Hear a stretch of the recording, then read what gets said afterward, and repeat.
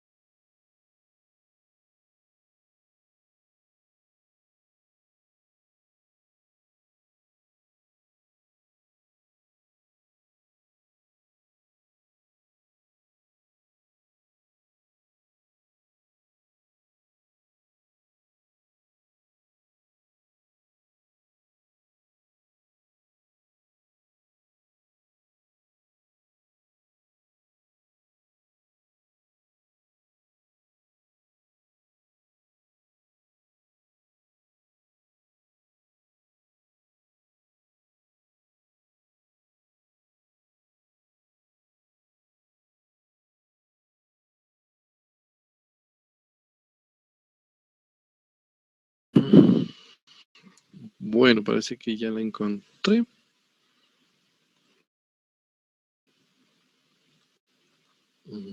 Entonces vamos a hablar de las enfermedades pulmonares en la segunda unidad que tenemos que revisar en este semestre, ¿no?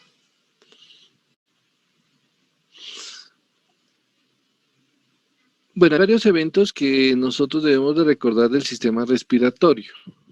Sí, primero de todo, pues, desde sus condiciones, desde la embriología, ¿sí? Cuando decimos que este sistema se origina, ¿de qué embrionaria? Endodermo. Bueno, no, que diga. No, del endodermo. Ah, Sí, sí, lo que pasa es que el endodermo produce la parte que lo reviste internamente.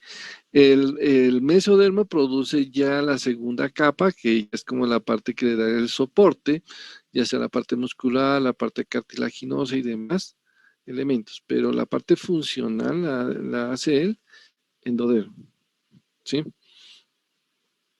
Entonces, ahí ya pasar rápidamente eso porque pues son conceptos que son los que vamos a evaluar y que necesito que ustedes los revisen.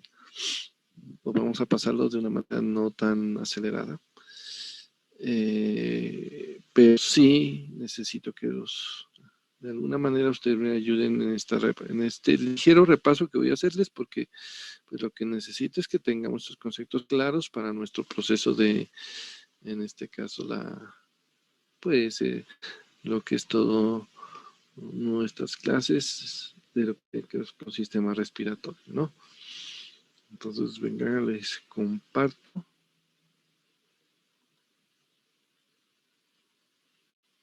Sí, doctor, para que por favor.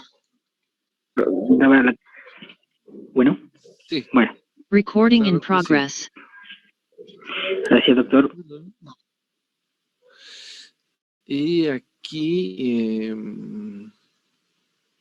compartir pantalla, es que saben que ya me estaba olvidando yo ya. Entonces, ya me estaba acostumbrando a manejar la otra plataforma. Bueno, este es. ¿Me confirman si ya lo están mirando? Si ya estamos... En el momento en que aparezca, yo creo que acá también aparece la pantalla. Y...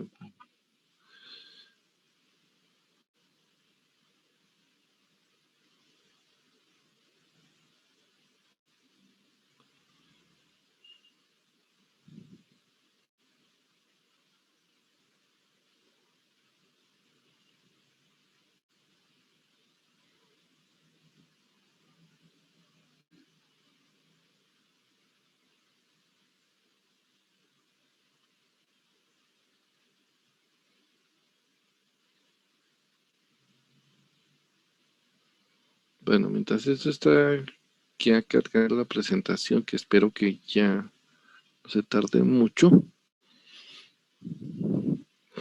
Aunque vamos a hacer más énfasis en las enfermedades, no nos lo haremos mucho en la parte del sistema respiratorio superior, o sea, me refiero a lo que sería la nariz, la garganta, fosas nasales, senos paranasales. En ellos, pues de pronto no nos detendremos mucho, sino casi lo mencionaremos. Recordarnos que los procesos inflamatorios en los sitios que les acabo de mencionar, desde la tráquea hacia arriba, casi desde la laringe hacia arriba, ¿sí? Nos mencionan que son sitios que tienen, o sea, que se está desarrollando el proceso, que se pueden desarrollar procesos especialmente de tipo inflamatorios, asociados a diferentes tipos de agentes microbiológicos, ¿no? En este caso podríamos decir agentes de tipo bacterianos, agentes de tipo hongos, virales,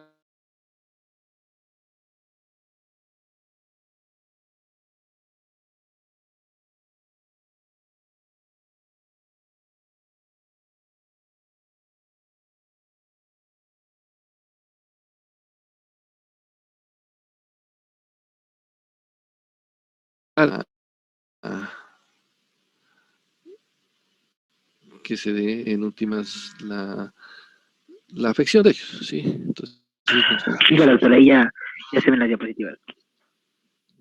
Listo, entonces, en ese sistema respiratorio, por decirlo, en la parte, listo, gracias. Bueno, esto es solamente mencionar un poquito de lo que es el caso donde se ve el sistema respiratorio en la parte del techo,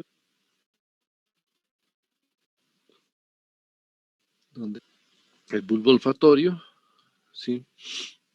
Y el tipo de epitelio en todo el sistema respiratorio, o por lo menos es ¿qué tipo de epitelio tenemos? A ver. Índico estratificado. Pseudoestratificado, ciliado. Ciliado, eso, eso, no se me olviden eso. Listo, entonces tenemos ese epitelio, es el que más, y este va a avanzar hasta gran parte de los bronquios, y que en bronquiolos nos pierden, ya, eso ya se va a cambiar allá. Bueno, entonces, característica también se acompaña de que hay glándulas, ¿sí? Glándulas que van a secretar moco que va a estar moviendo superficie por efecto de los cilios, y esa situación finalmente podamos obtener una especie de pieza continua, ¿sí? De nuestro sistema respiratorio. Y aunque nosotros sabemos que nosotros ingerimos, digamos, cuando inhalamos por el sistema respiratorio, se van esas, luego las partículas van adheridas a las paredes y en las paredes se encargan de llevarlo hacia nuestro sistema digestivo, hacia el lugar donde podemos deglutirlas y así podemos eliminarlas. Terminamos, como les decía alguna oportunidad, terminamos comiéndonos. Todo lo que inhalamos por la cavidad, por las fosas nasales, termina, aunque no lo metemos en la cavidad oral, pero termina también siendo, o termina en el estómago, en las vías digestivas. Entonces, de esa área, de la parte superior que aquí le está mostrando, ¿sí? Aquí por decir la sinusitis, que también sería un proceso inflamatorio, ¿sí? Por obstrucción y por aumento de la secreción. Entonces, ese evento pues generaría dolor por la acumulación de secreciones que posteriormente se infectan y terminan ocasionando un dolor en todos los sitios que corresponden a los senos paranasales. Sí, sería como para mencionar algunos elementos que nos pueden, digamos, que serían frecuentes y que nos pueden aportar en ese sitio. Los otros procesos inflamatorios ya serían en todas las vías, en las zonas nasales, ¿sí? Y hacia acá tenemos otro elemento que se podría relacionar un poco, que es entre lo que es la unión de la vía nasal con la cavidad oral, ¿sí? La presencia de las amígdalas, ¿sí? Que es un tejido linfoide, por su ubicación estratégica, pues se encargan de fortalecer la respuesta inmune en este sitio. Sí, es lo que logramos evidenciar aquí. Y de ahí para adelante, ya empezamos a verificar o a confirmar ya que el sistema respiratorio va a continuar hacia la parte inferior con los otros elementos ya desde la laringe hasta la tráquea. ¿Sí? ¿Algún otro elemento que sería interesante mencionar, así como situación que se puede presentar aquí? Son las lesiones de aspecto tumoral. Los tumores que suelen darse en este sitio, por ser una zona muy vascularizada, tienden a ser de características tumores vasculares. Entonces, en ese sentido, los tumores vasculares serían en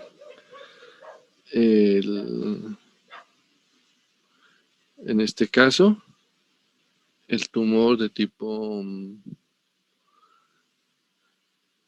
Angioedema. sí, hay unos hemangiomas, ¿sí? Algunos hemangiomas sobre esta zona, por lo mismo, por ser tan vascularizada, pueden ser muy riesgosos. Algunas situaciones, algunos casos, se ha visto que algunas de estas lesiones no son muy grandes, pero los vasos que suelen tener en su interior realmente son tan numerosos y tan voluminosos que cuando se ha pretendido hacer una resección de los mismos, si vamos a quitarlo, hagamos un corte sobre él y lo quitamos, pues algunos autores manifiestan que se han generado durante el procedimiento sangrados tan masivos que ha llevado al paciente a un estado de shock hipovolémico. Sí, entonces son sitios que hay que tener cuidado en esta área. Sí, no podemos de pronto decir, no, yo quiero quitar, aquí se le ve una lesioncita, está muy, que tiene que ser un hemangioma, pues puede ser un hemangioma, hablando de que sea benigno, ¿sí? Si fuera maligno, ¿cómo se llamaría? Carcinoma. ¿Cómo?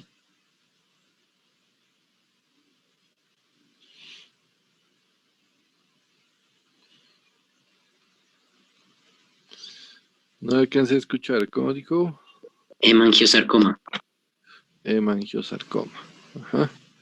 Sí, sería por el lado de los sarcomas, sería en este caso, así se lo encontraríamos el nombre de ese elemento, ¿no? El hemangiosarcoma. Bueno, entonces ya con eso tenemos una ligera y rápida visión sobre la parte del sistema respiratorio superior. Quería hacer un poquito más de énfasis en la visión hacia lo que es sistema respiratorio inferior, ¿sí? Por eso aquí solamente recordar algo.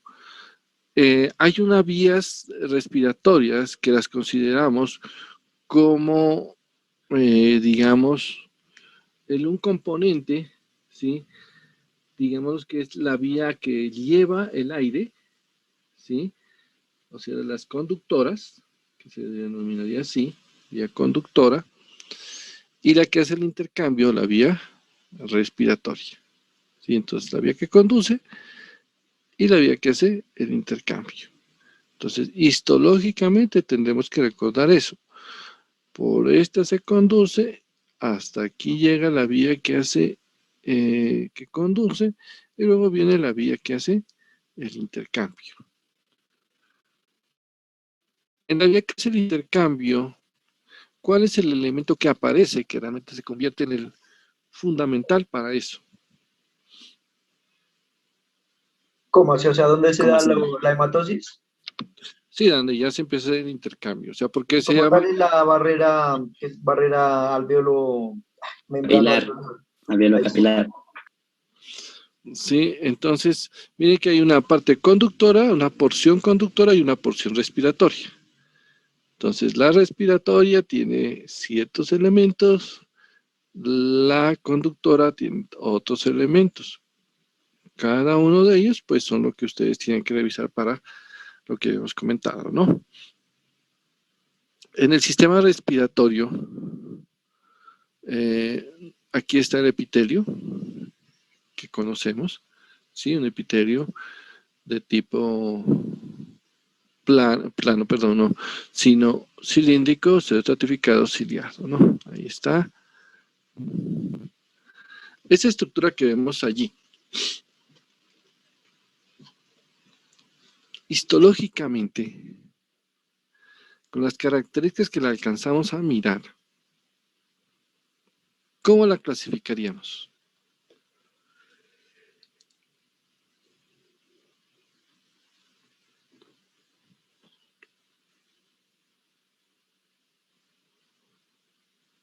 Conducto alveolar. ¿Cómo?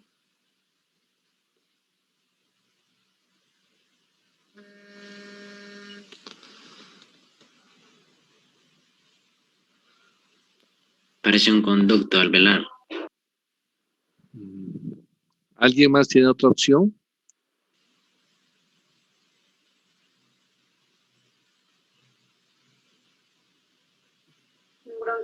Bronquiolos terminales. Bronquiolo terminal, dice la compañera. ¿Y qué caracteriza un bronquiolo terminal? La mucosa. No tiene cartílago, creo. Mucosa tiene epitelio cúbico simple, creo. Bueno, tranquilos, yo sé que estamos retomando y yo sé que han, pues, por decirlo, si no lo habían repasado, pues sí se están acordando algunos elementos interesantes, otros pues, algunos que no, pero sí, si hay un epitelio cúbico, sí, no hay cartílago, como decía el compañero, en vez de cartílago que hay, bueno, hay más elementos, solamente como para recordarles que histológicamente la división de los bronquios, bronquiolos y ellos no es igual que la parte anatómica, ¿sí? Porque si ustedes se acuerdan, desde la vista, desde el punto de vista anatómico, pues uno diría, nos dicen anatómicamente, bronquiolo los subdividen primarios, secundarios y bueno, y demás, pero desde el punto de vista histológico, nomás nos dicen bronquios y bronquiolos, ¿sí? Después ya los van a subdividir ya de acuerdo a las vías que estén comprometiendo. Miren, por ejemplo, esta parte, ¿sí? Yo creo que ustedes ya saben que aquí dice un conducto alveolar. Todos estos espacios son los alveolos. Yo creo que ya los hemos tocado en otros momentos, también hemos hablado de ellos, ¿no? Entonces ahí está. Aquí está la zona donde se hace el intercambio, ¿sí? Aquí hay un macrófago, perdón, no es el macrófago, acá sí, pero aquí no es un macrófago, este es la del macrófago. Este es el que produce el surfactante. ¿Cómo se llama? Neumocito tipo 2. Neumocito tipo El Tipo neumocito 2. 2. Sí, tranquila, que falló solo por un hito. Sí, el tipo 2. Pero por ahí vamos bien porque sí se están acordando. Bueno, aquí, vemos como el sistema respiratorio, el origen, desde el tubo digestivo primitivo, ¿sí? Hay un divertículo, se desarrolla el sistema respiratorio, ¿sí? Y este componente es de tipo endodérmico, que siempre el endodermo tiene como esta nomenclatura para graficarlo en los libros de histología, lo grafican con color amarillo. Entonces miren que aquí ya se va desarrollando, ¿sí? Aquí están las...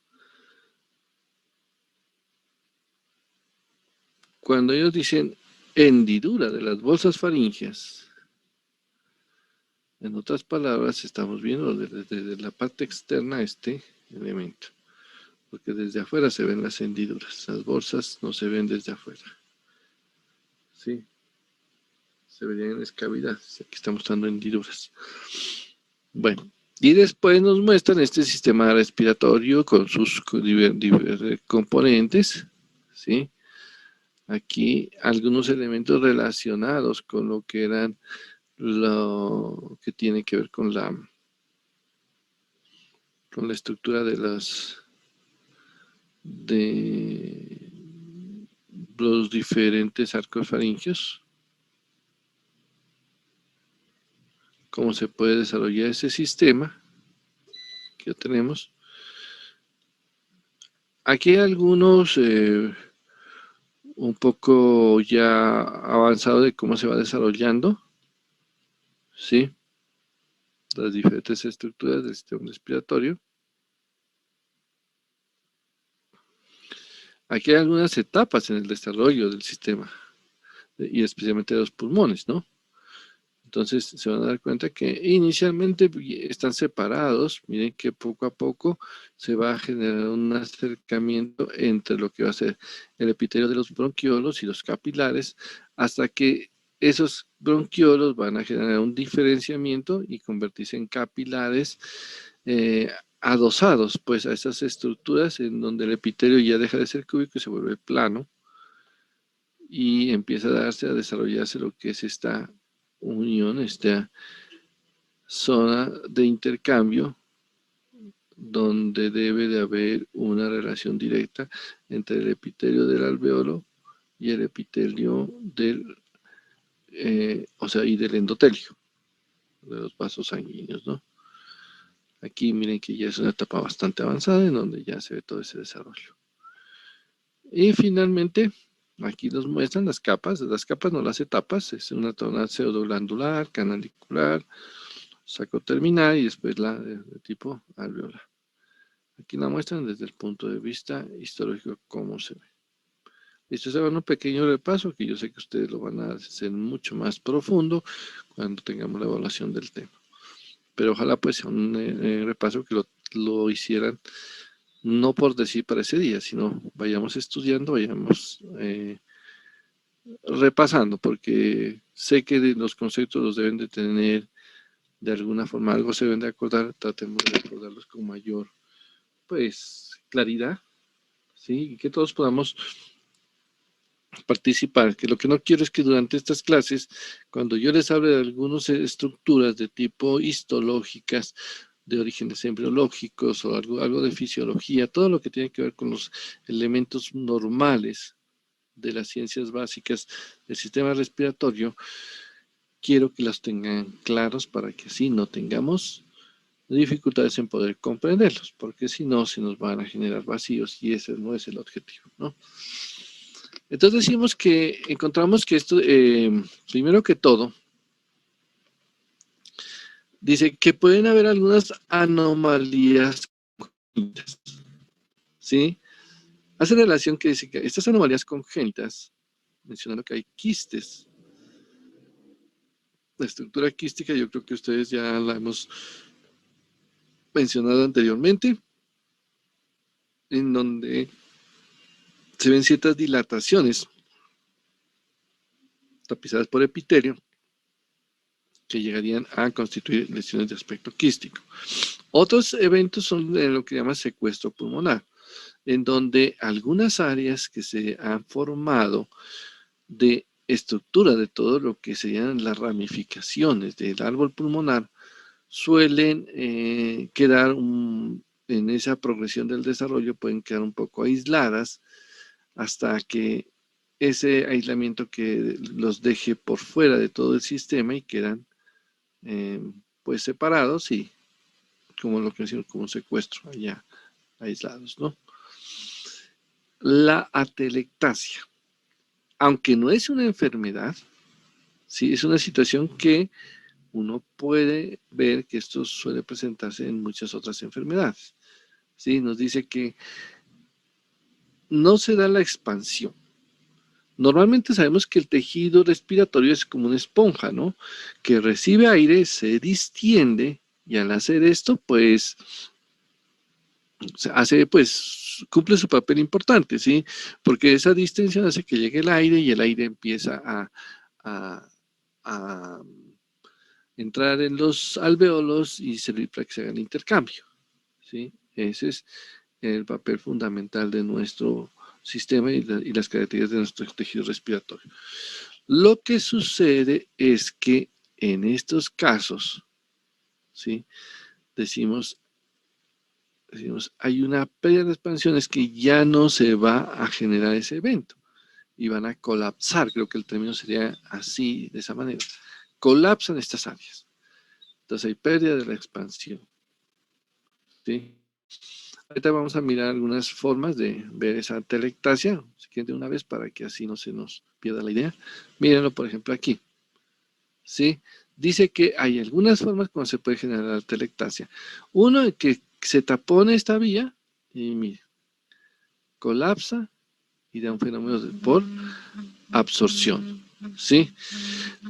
La segunda forma como se puede dar, en este caso, una atelectasia, sería por un evento de compresión, cuando en este caso, por la acumulación, ya sea de líquido, ya sea de sangre, ¿sí? E incluso hasta por algo de aire puede llegar a suceder esto, y también lo comprime y evita que se dé un proceso o sea, que se dé el intercambio, como normalmente lo suele hacer, la expansión normal que tiene que tener el tejido pulmonar. Otro, por contracción, a veces en sitios donde ha habido algunas cicatrices, también se puede generar ese tipo de evento. Y el otro, cuando hay muchos elementos que se dice en forma de parches, cuando se da por varios elementos que pueden generar bloqueos, obstrucciones en varios sitios, sería como algo parecido a esto, pero por varios sitios, ¿sí? Entonces sería una forma también de ver lo que sería eso de la atelectasia. Veamos el otro, dice, enfermedades vasculares. Es un fenómeno frecuente. El sistema cardiovascular se va a ver bastante relacionado, pues algunas enfermedades vasculares pueden llegar a producir lo que es el edema pulmonar, ¿sí? Y yo creo que ya lo habíamos visto, ¿se acuerdan cuando se daba especialmente insuficiencia? ¿De qué lado produce edema? ¿Derecho o izquierdo? Derecho. Izquierdo. Es izquierdo. ¿Por qué? Por la presión de la válvula mitral. Y entonces, ¿qué sucede? La sangre se devuelve. ¿Y se devolvería de dónde a dónde? El corazón a los pulmones. Pulmones. O sea, del lado izquierdo hacia los pulmones, ¿sí? Sí. El lado derecho puede también afectarse, pero el lado derecho lo devuelve a Sistémico. forma sistémica, ¿no? Entonces, allí en los sectores inmediatos, ¿no? Entonces, el edema, vemos, puede ser desde el punto de vista hemodinámico, por lesión microvascular, también se podría dar, que ya no tendría mucho que ver con esto, sino por un efecto sobre los diferentes vasos sanguíneos que podría generar algo de edema. Y pues el otro que no se lo determina claramente su origen, pero pues como quien dice, ahí está. Este evento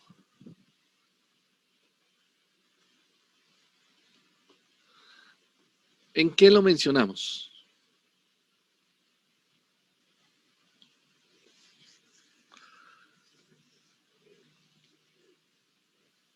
En el shock séptico.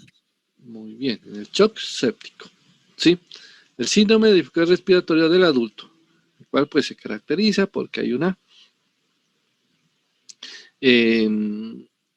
salida de líquido al espacio alveolar, ¿sí? Y un líquido que tiene elementos proteináceos, los cuales terminan ejerciendo o convirtiéndose en un papel de tipo una especie de membrana que finalmente dificulta el intercambio gaseoso. Entonces, este síndrome de dificultad respiratoria del adulto tiene esa característica, ¿sí? Entonces, vemos eso aquí y se nos reconoce o se evidencia también la siguiente situación. Dice que ese síndrome de dificultad respiratoria del adulto sí lo vemos en el shock séptico, pero algunos otros tipos de eventos también podrían llevar que sean así catastróficos a que se genere ese tipo de evento, ¿no? Aunque el que mejor se asocia con él es esta situación de shock séptico, ¿no? Hay algunos procesos embólicos, también los hemos visto, los hemos comentado cuando hablamos especialmente como la embolia grasa. Hay hemorragias dentro de esta área que podrían ser producto de traumas o algunos defectos dentro del sistema de la coagulación y también algunas lesiones tipo infartos pulmonares que podrían ser consecuencia de algunos procesos embólicos. También podríamos mencionarlos, aunque realmente eso ya son, digamos, situaciones que suelen acompañar a otro tipo de eventos, ¿no? La hipertensión pulmonar es un evento que, como ya habíamos hablado de hipertensión a nivel sistémica, a nivel arterial, pero entonces uno dice, ¿y a nivel pulmonar se puede dar? Pues lo habíamos explicado, ¿cierto? Que sí puede haber una hipertensión cuando se daba la insuficiencia cardíaca izquierda, la derecha funcionaba bien, se congestionaban los pulmones y los pulmones con tanto volumen ahí hacían edema, pero fuera de eso también se generaba un aumento de la presión que con el tiempo termina ocasionando una sobrecarga del ventrículo derecho y ese ventrículo derecho empieza ya a fallar y de alguna manera esa falla le ayuda para que esa sobrecarga se disminuya, ¿sí? Entonces el ventrículo derecho deja de bombear mucha sangre y se descongestiona de alguna manera los pulmones, pero en última esa congestión se la pasa a nivel sistémico. Entonces la hipertensión pulmonar que termina afectando al lado derecho del corazón, ¿sí?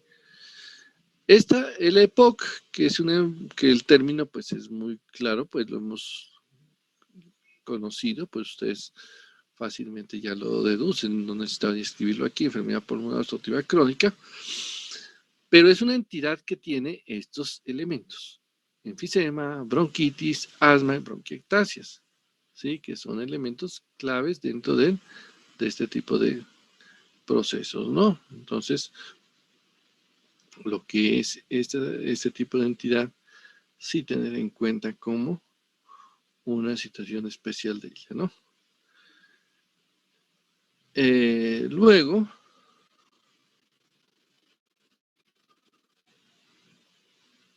vamos a mirar, ahora sí, o sea, esto es como introducción, ya hablaremos de cada uno de esos eventos, ¿no? Algunas imágenes de cómo se ve el daño alveolar difuso o síndrome de respiratorio del adulto o membrana hialina, donde se ve esto, Estos elementos rosados, o bueno, lilas que se ven aquí, son las membranas hialinas que se forman y que al final pues no admiten o son elementos que dificultan el intercambio entre la luz alveolar y los vasos, en este caso los vasos sanguíneos de los tabiques alveolares. Veamos unas zonas de infarto. Mire.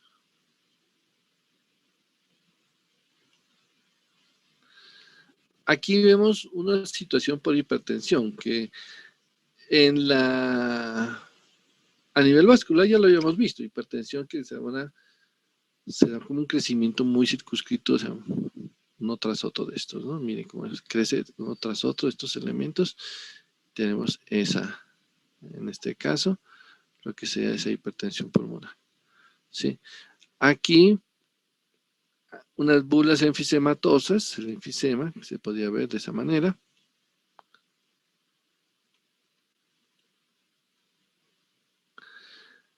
Este otro que vemos aquí son las bronquiectasias. Cuando uno lo mira el pulmón, normalmente no ve todos estos bronquios dilatados aquí, ¿sí? Lo que pasa es que el fenómeno, para solamente hacer comentarles, porque ya hablaremos más detalles de ello, se dice, vea, estas vías respiratorias se ven infectadas con un daño que afecta no solamente la pared, sino que afecta sí, la mucosa, genera una necrosis supurativa y todo esto lleva a que se genere toda esta dilatación que vemos aquí, ¿no? Entonces es algo de lo que nosotros nos ha ocasionado pues un evento bastante notorio en estos pacientes, ¿no? Entonces vemos esta situación, sí, de deterioro, como por detallar lo que vemos aquí. Esto no se ve normalmente. Aquí ya se ve esta situación acá, ¿sí?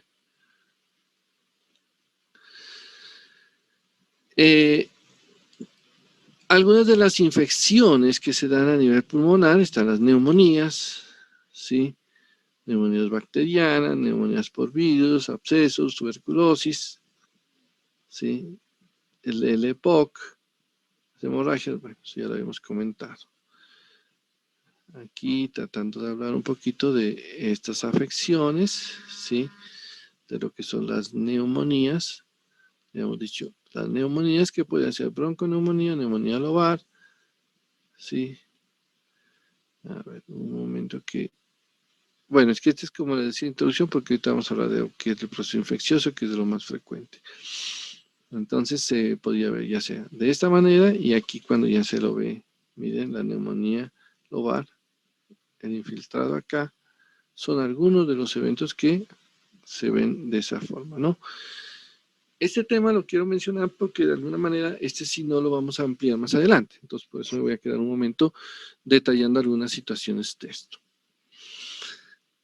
Cuando hablábamos el semestre anterior de que el proceso inflamatorio podía ser inflamatorio agudo o inflamatorio crónico, habíamos visto algunas diferencias entre los dos, ¿sí? Entre el agudo y el crónico. ¿Me podrían comentar algunas de esas diferencias?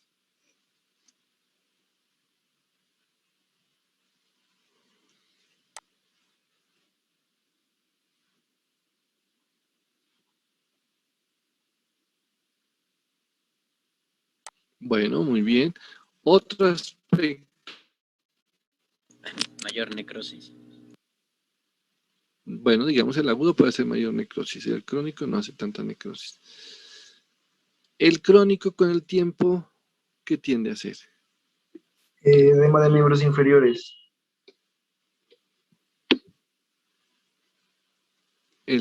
O sea, cualquier inflamación crónica con el tiempo, ¿qué tiende a hacer? Un edema, una nasarca, ¿no le da como tal, completa? No, pero yo digo en cualquier sitio, si se inflama, si hace inflamación crónica, por ejemplo, el hígado. Fibrosis. Fibrosis, acuérdense, ¿sí? Nos trata de hacer fibrosis, ¿sí? Entonces la inflamación crónica trata de hacer fibrosis. ¿Por qué lo menciono aquí en esta entidad que se llama neumoconiosis? ¿Alguien sabe o podría ayudarme a definir qué era la neumoconiosis?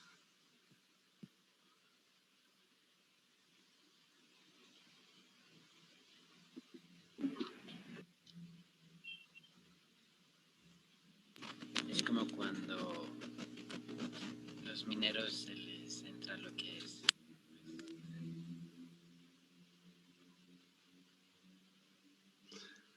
¿Inhalan qué? Asbesto. Bueno, podríamos decir partículas. Miremoslo así, partículas, ¿sí? A veces uno dice, no, pues tiene que ser los que trabajan en las minas de carbón, los que trabajan en minas de silicio, o de pronto con el asbesto, aunque con el asbesto hay riesgos mayores, ¿sí? ¿Cuál es el otro riesgo con el asbesto? Pero pues, por lo general es con el polvo o con el humo. Las Sí. partículas se depositan en el tejido pulmonar. Ajá, ¿y el asbesto qué riesgo adicional tiene?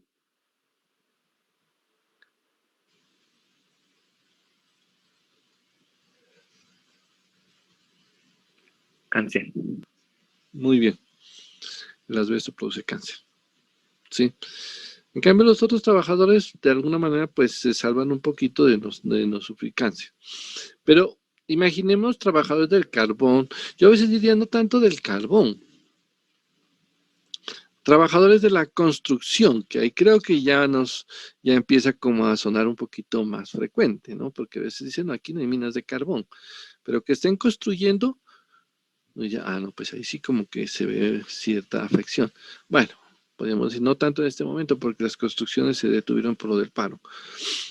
Pero cuando todo está activo, estos pacientes se exponen a partículas del medio, ¿sí? Producto del trabajo, de pulir algunos elementos, de utilizar el cemento, la arena, toda una cantidad de partículas que afortunadamente yo creo que en este tiempo no estarían tan afectados, ¿sí?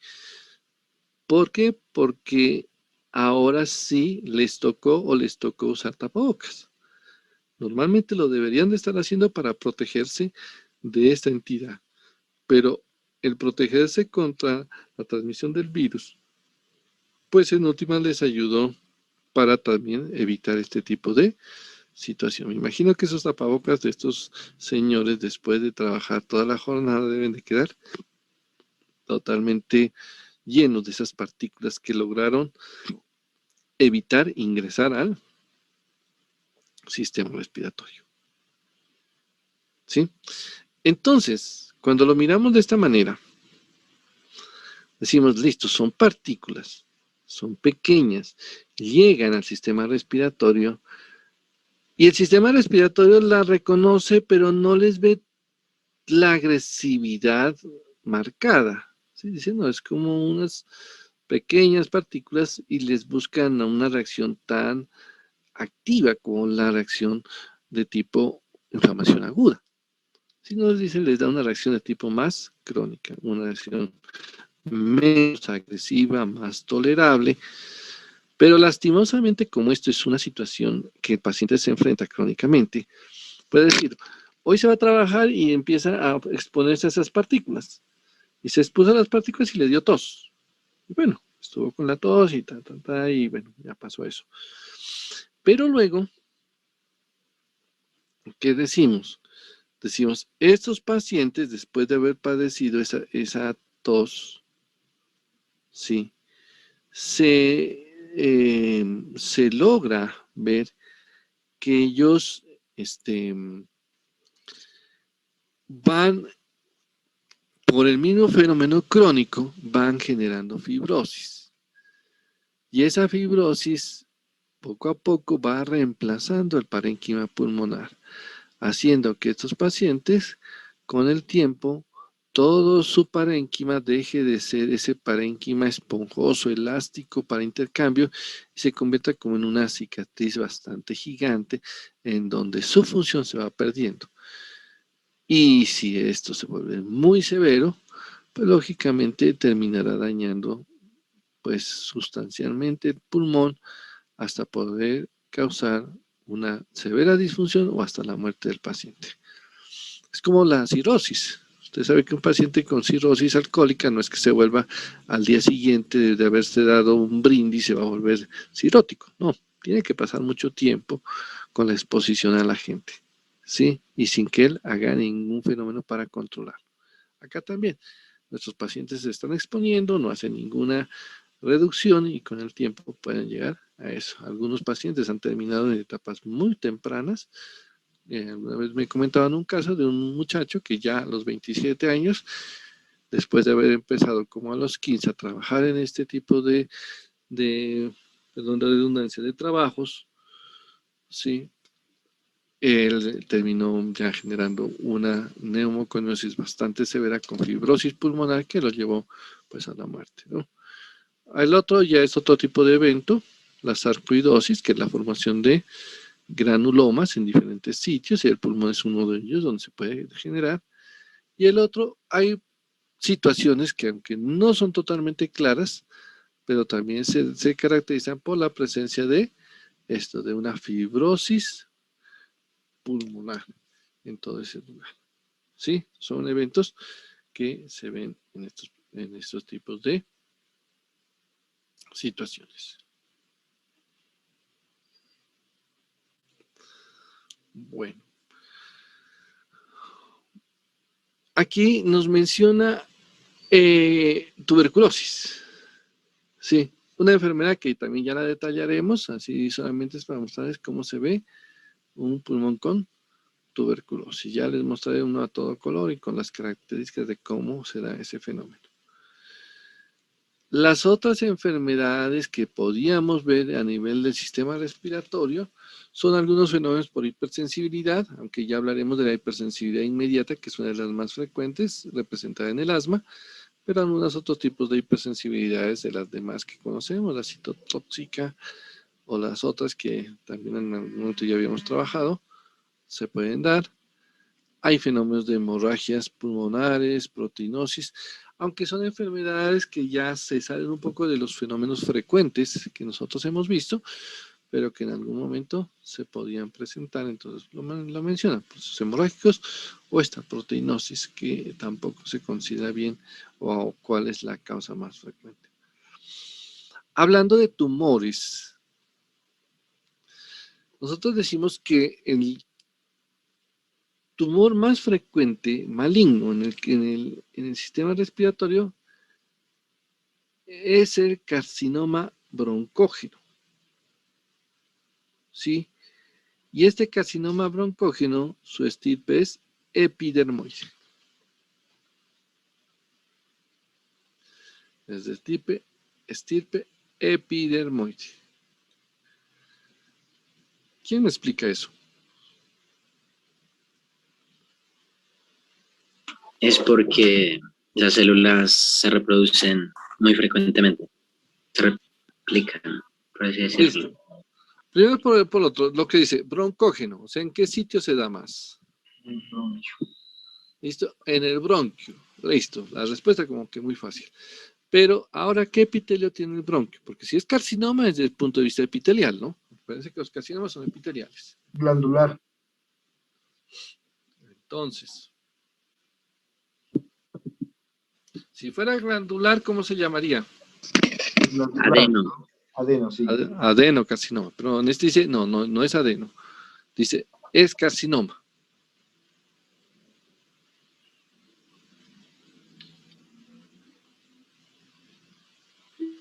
¿Qué pregunta? ¿Cuál fue la pregunta? O sea, si uno dice es epidermoide, y uno dice es bronquios. Entonces, ¿el epitelio de los bronquios cuál es? Igual el pseudoestratificado, cilíndrico, ciliado. Exactamente. Y cuando dices epidermoide, ¿cómo es la célula? Plano. Plana o escamosa. Entonces, No sé, de pronto como el Bronquiolos, dale. sufren de bastante metaplasia, ¿no será que sufren primero una metaplasia que lleva a que se transformen las células cúbicas en escamosas y de la epidermoide como tal? exactamente, eso es lo que sucede. ¿Sí?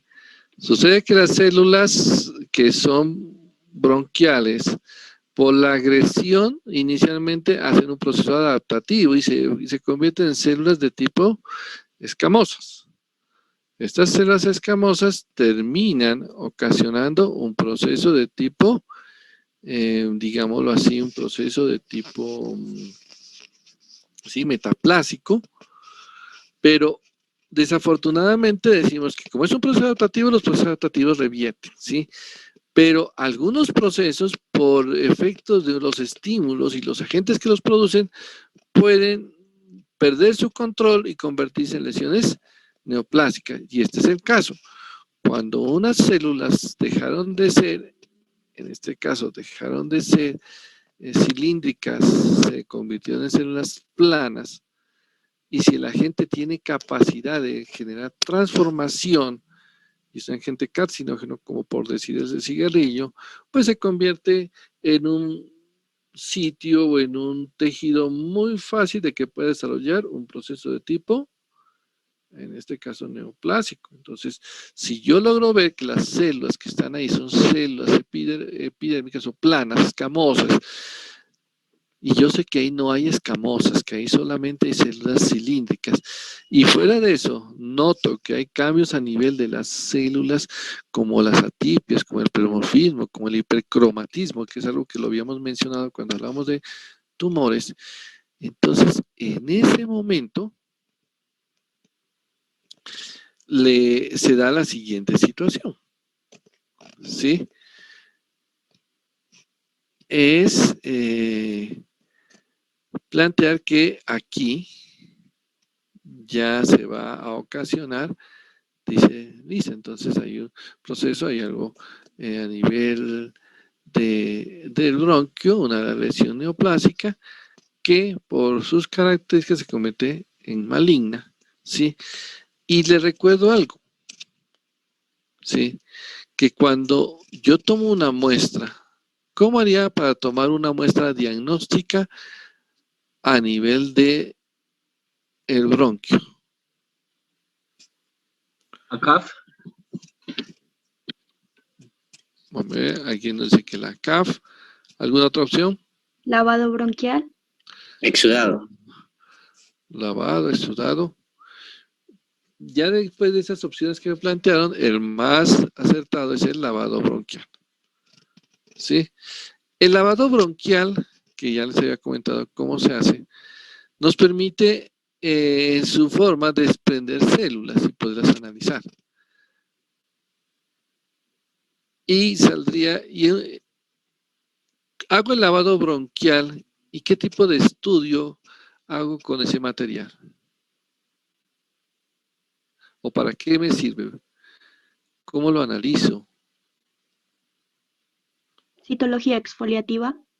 Listo, es una citología exfoliativa. ¿Sí? ¿Y en este sitio es diagnóstica o no?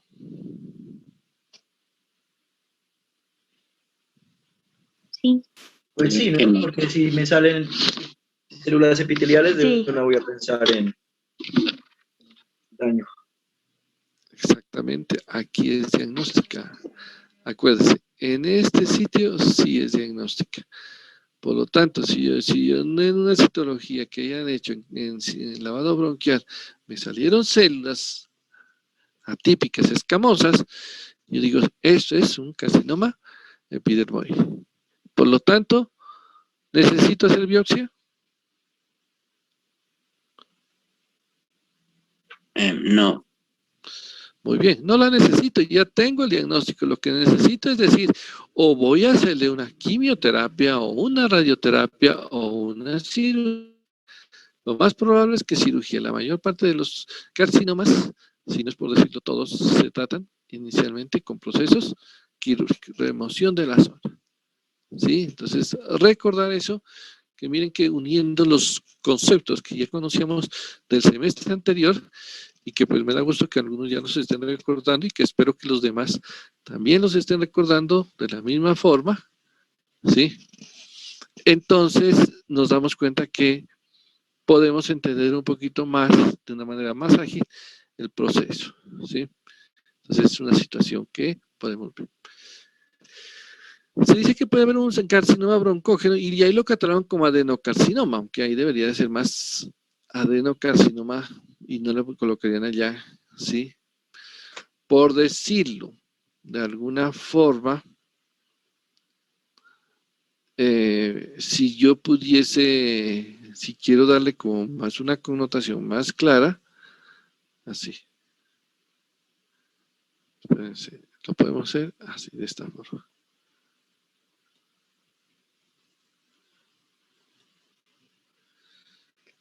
Cuando lo menciono de esa manera, es que quiero decir que lo puedo hacer, y lo podríamos llamar así a este de acá.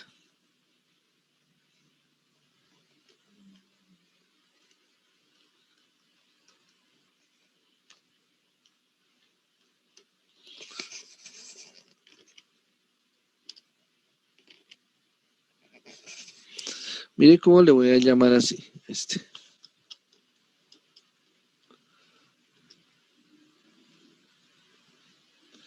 Como decir, cáncer broncógeno. ¿Por qué lo menciono así? Sí. Porque en este caso estoy refiriéndome a que va a ser de tipo epitelial, como ustedes se dan cuenta, ya lo hemos clasificado, ¿no? Dice, sí, sí, de tipo epitelial, listo. Entonces, pero podría ser carcinoma, diciendo que es escamoso, o podría ser adenocarcinoma, que es el que tiene glándulas, ¿sí? Entonces, por eso, de pronto por ese lado, porque si yo digo carcinoma, siempre me iría al revestimiento y excluiría al adenocarcinoma, ¿sí? También se puede dar en células pequeñas, casi todos tienden a ser de origen epitelial, las células grandes o combinado, ¿no?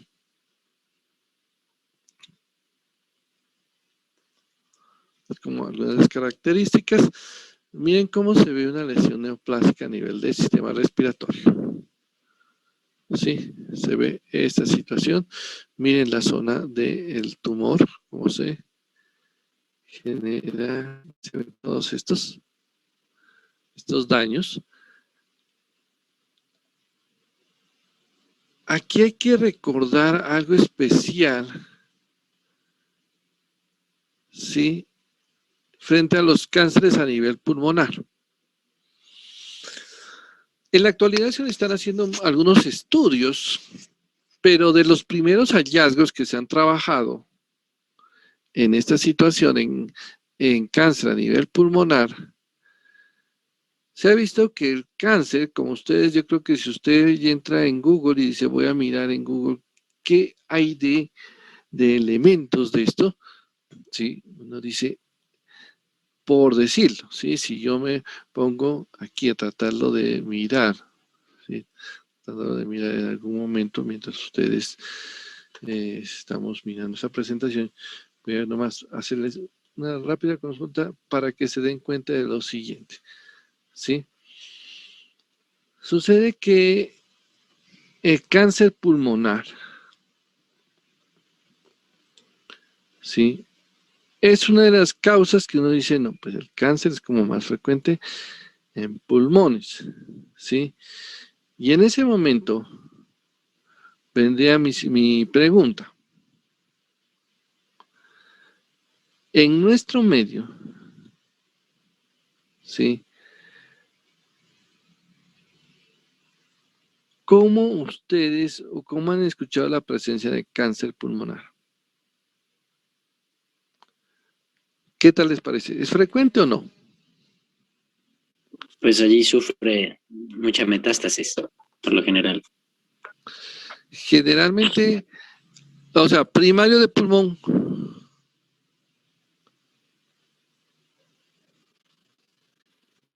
En fumadores.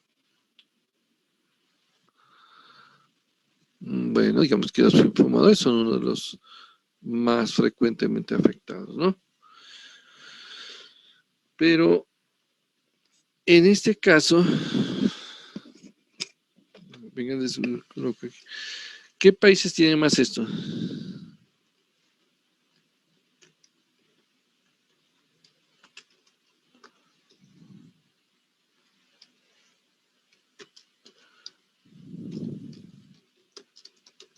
Internet dice europeos. Si esperen que está buscando es una imagen para ponérselas acá, ¿sí? Cuando uno los mira en ese sentido, sí nos damos cuenta que uno de los grupos, y quería pues bajar esa imagen, pues está como lento, como dice el compañero, europeos y norteamericanos son grupos grandes que tienen el cáncer de pulmón más avanzado o más, como los primeros niveles, que a diferencia de nosotros, pues acá mama, cuello uterino, próstata, estómago, pero cuando decimos cáncer de pulmón, no es que sea mucho, sí, tampoco estoy diciendo, nunca hay, no, también lo hay, sí, eso sí, no, tampoco puedo decir que no hay, ¿no? Entonces, en ese sentido, sí, colocamos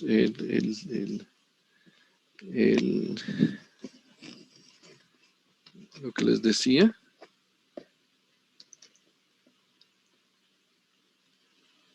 Yo no sé por qué está tan lento este aparato.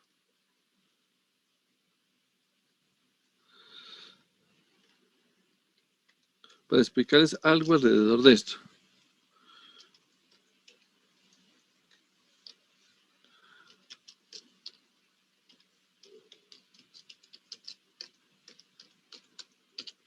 Parece que ya lo tomo. Sí, si no está como dormido este aparato. Bueno, allí ya me va a dar. Y nos vamos a dar cuenta que a nivel de nuestro país, el cáncer de pulmón no es un cáncer que podríamos decir que ocupe entre los 5 primeros lugares. ¿Sí? Entre los 5 primeros lugares encontramos los que les mencionaba. Mama, próstata, cervix, colon y recto, y el de niños. Pero el pulmonar no. El de estómago, ¿no? El No estómago entra en también, sí, el estómago también entramos casi allí, aunque aquí en Nariño, pues sí lo tenemos dentro de los primeros. A nivel de piel.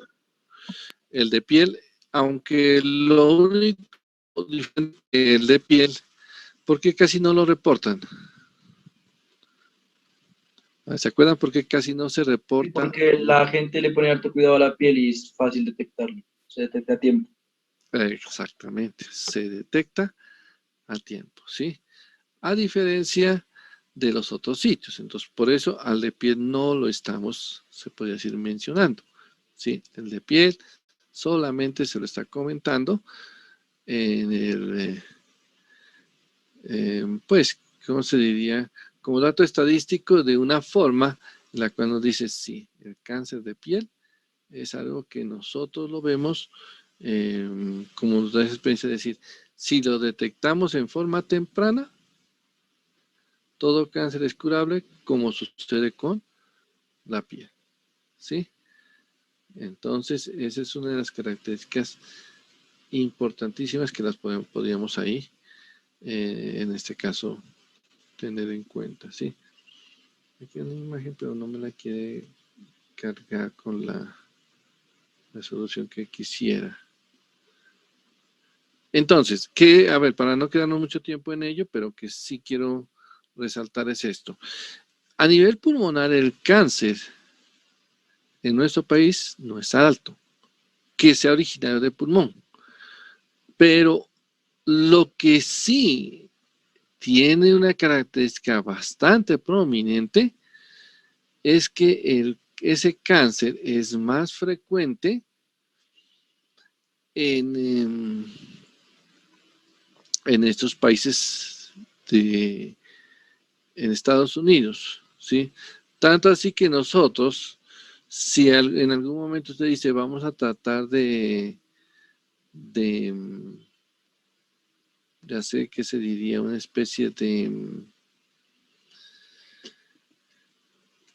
de análisis frente al cáncer en ellos. Para ellos el problema de salud pública es el cáncer pulmonar. Para nosotros no logra llegar hasta allá, ¿sí? La insistencia en esto es que cuando usted observe que un paciente presenta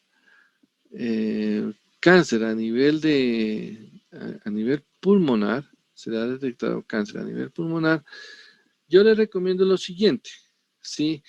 Antes de pensar que es primario del pulmón, Descarte que no vaya a ser de tipo metastásico. ¿Sí?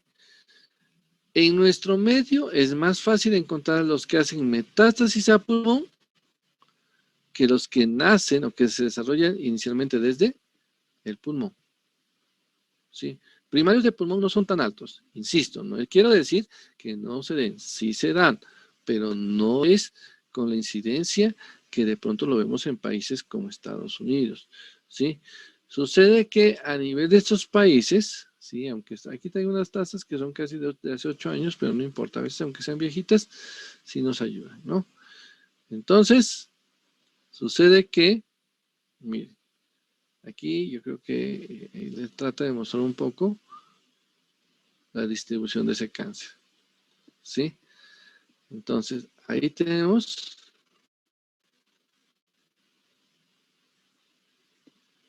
aunque esto lo figura como pulmón, a ver, pero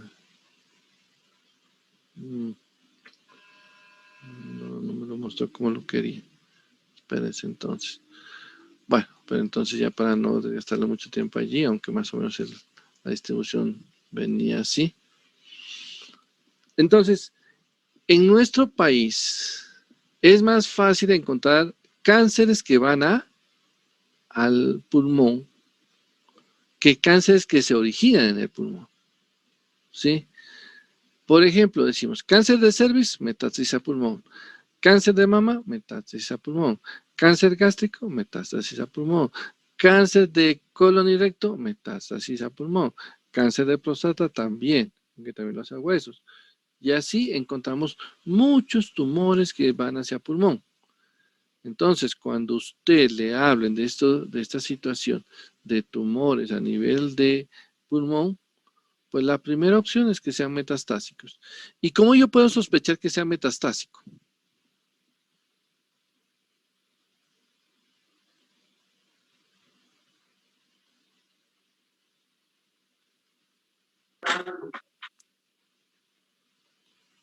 ¿Cómo yo puedo sospechar que un cáncer encontrado en pulmón puede ser metastásico?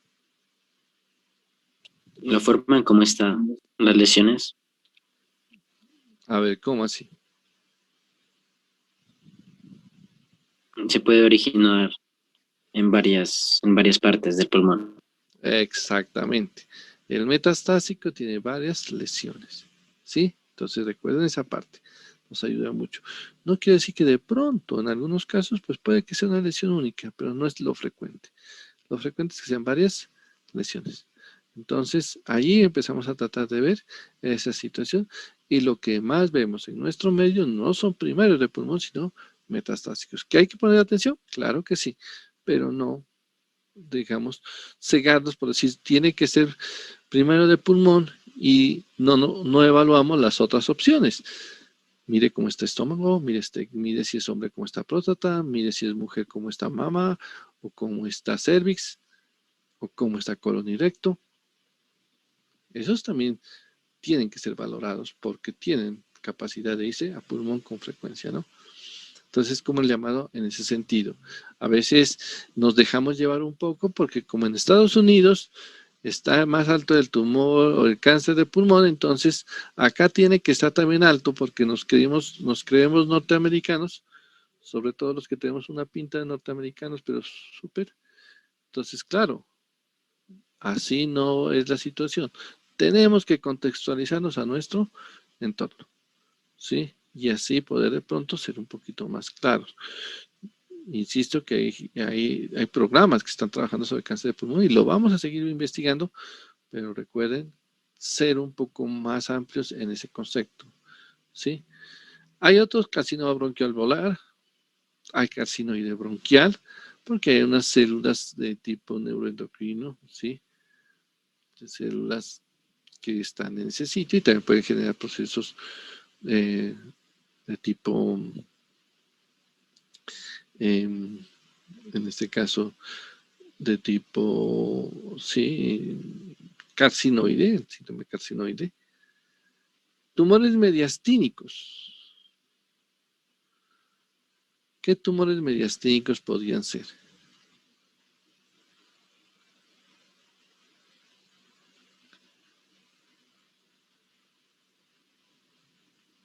Un mixoma. Ay. Miren que aquí alguna vez me decían, ese es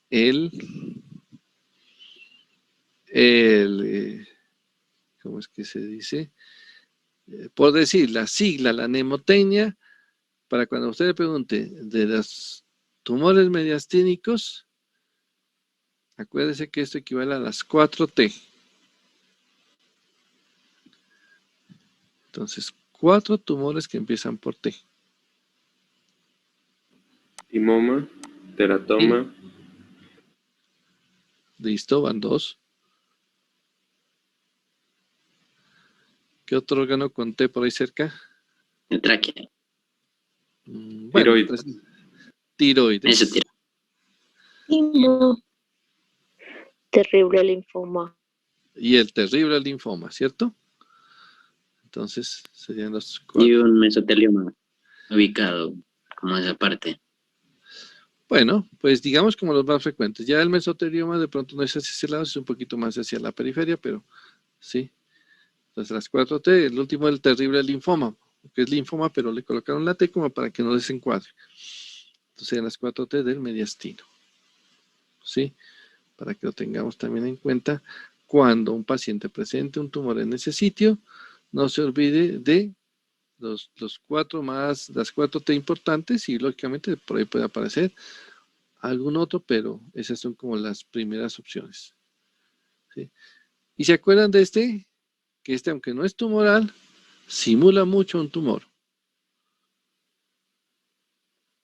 Parece que es como muy amoroso, dice amar, toma.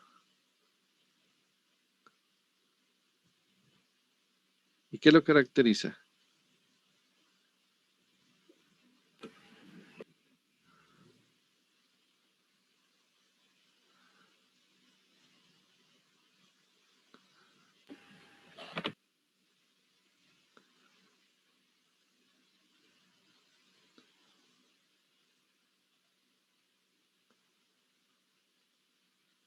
Son muy grandes.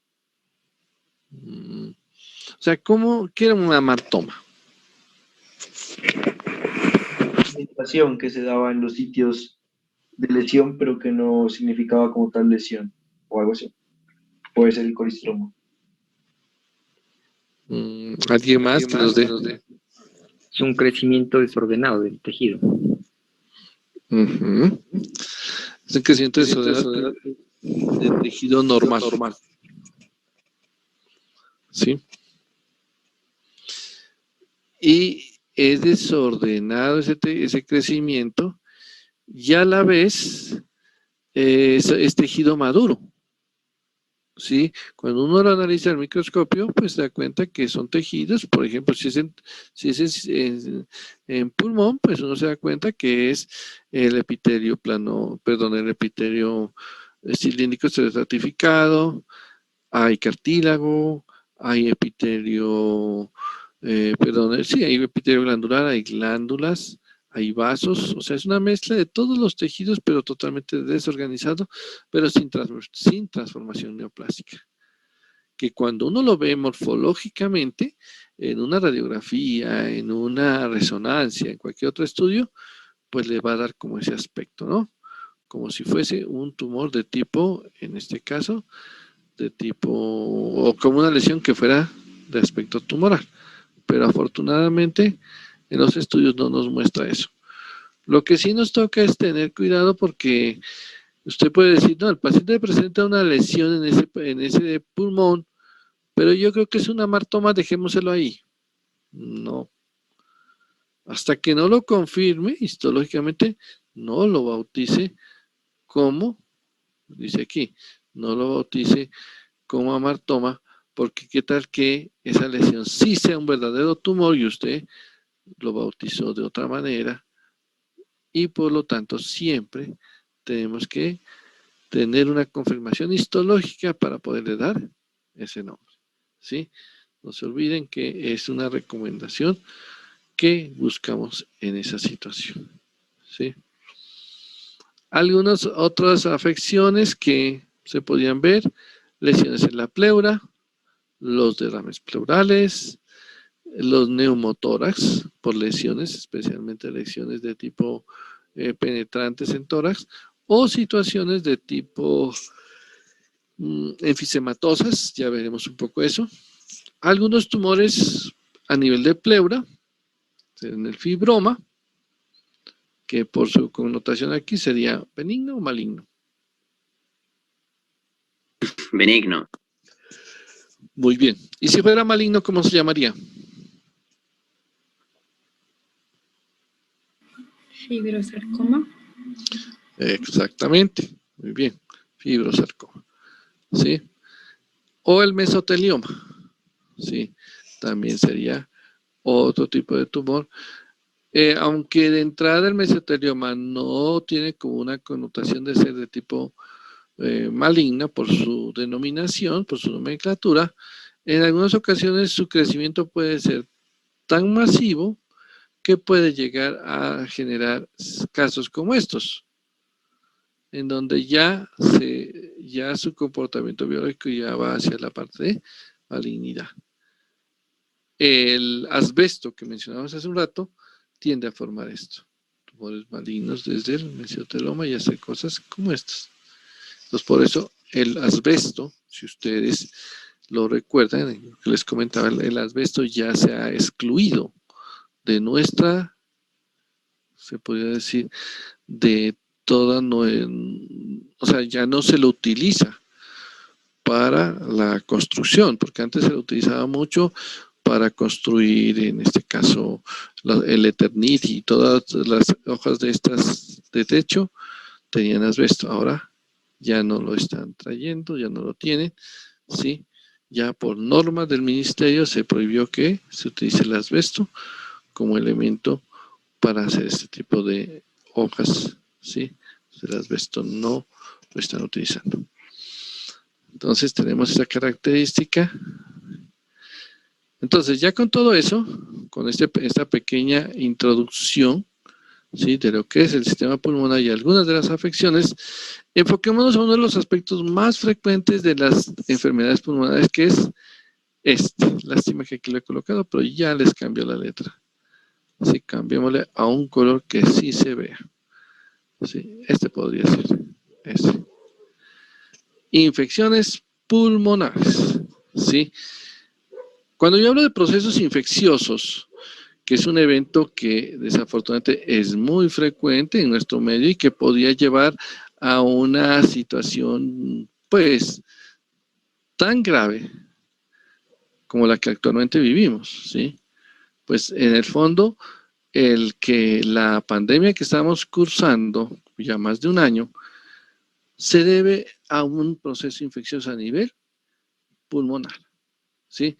Porque si yo digo, si la infección se quedase en vías respiratorias superiores, realmente sería solamente una pequeña gripe, un malestar y no más. Pero la infección puede progresar y comprometer más ampliamente el parénquima y ya la situación empieza a volverse más riesgosa, ¿sí? Que solo se quede en sistema respiratorio superior, pues no hay problema. Pero esto, cuando ya llega hasta estos niveles, ha llegado a la situación que nos tiene a nivel mundial bajo esas condiciones, ¿no? Y si ustedes analizan una gran parte de las epidemias que han azotado en el mundo, un grupo grande de ellas está relacionado con infecciones a nivel pulmonar. ¿Sí? ¿Por qué? Es que los pulmones son el sitio de más fácil acceso de sustancias y de elementos y de microorganismos, ¿sí? Porque pues estamos frente a un ambiente contaminado y si hay partículas que estén en el medio, en ese medio ambiente, y esas partículas sean agentes infecciosos, una persona que las expulse fácilmente, las que estén alrededor lo van a inhalar. Y por eso, de pronto, es uno de los sitios, y por eso lo mencionamos como una primera de las enfermedades a nivel pulmonar, que son los procesos infecciosos. Aunque nosotros decimos, el sistema respiratorio no es totalmente, ¿qué le podríamos decir? Que no, que se quede sin hacer ningún efecto de tipo de respuesta. O sea, el que se quede quieto, no. Decimos, él tiene tiene a la vez también mucha exposición, pero un sistema desarrollado de respuesta a las agresiones. Entonces, decimos, en este sistema, sí, los sistemas que lo defienden, a pesar de que sabemos que existe una inmunidad innata, una inmunidad de tipo adaptativa, sí, pero eso podemos decir lo que es a nivel de todo nuestro sistema. Pero en el sistema respiratorio existen algunos de tipo, pues, un poco más específicos, más característicos del sistema, ¿no? Algunos elementos de tipo, como decíamos, respiratorios o de tipo sistémicos involucradas como respuesta, ¿no? Si hablamos un poco de los que son más característicos del sistema respiratorio, sería la tos. Esa tos que tanto la conocemos y que pues en la actualidad, desde hace un año que encontremos a una persona que esté con tos, ya se vuelve como, eso ya uno aprende como las alarmas, dice, uy, tiene tos y ya, sí. Y realmente, pues no es tan frecuente ya escuchar que una persona tosa, ¿sí? En el sentido de que pues todas las medidas que se han empezado a ejercer, las medidas de bioseguridad, el uso del tapabocas, todo lo demás, pues nos ha llevado a tener un cuidado no solamente contra el COVID, sino contra otro tipo de afecciones de tipo respiratorio. Y por eso, creo que ya les decía, casi ni gripa hemos padecido, porque pues difícil que nos hayamos transferido virus o algún otro tipo de afección, ya que el tapabocas ha sido una barrera no solamente para el COVID, sino para otro tipo de afecciones, ¿sí? Pero cuando existe la tos, ¿cuál es el objetivo de la tos? Expulsar las partículas. Sí, muy bien. Generar una corriente lo suficientemente fuerte para expulsar partículas, para expulsar esos elementos, porque ya empiezan a hacer un proceso irritativo y entonces lo que hace es lo envuelven en ese moco, que aunque puede ser unas pequeñas partículas de moco y material que tenemos dentro de nuestras vías, terminamos eliminando al exterior. Ese es un fenómeno normal y un fenómeno de limpieza que, digamos, lo hace nuestro cuerpo frente a eso. Por lo tanto, la tos no podemos verla como un problema, ¿sí? Porque mucha gente dice, tiene tos, quítemele la tos. Le digo, se está defendiendo con la tos. ¿Y le voy a quitar lo que le está ayudando a defenderse? No, pues la tos es un mecanismo de defensa, ¿sí?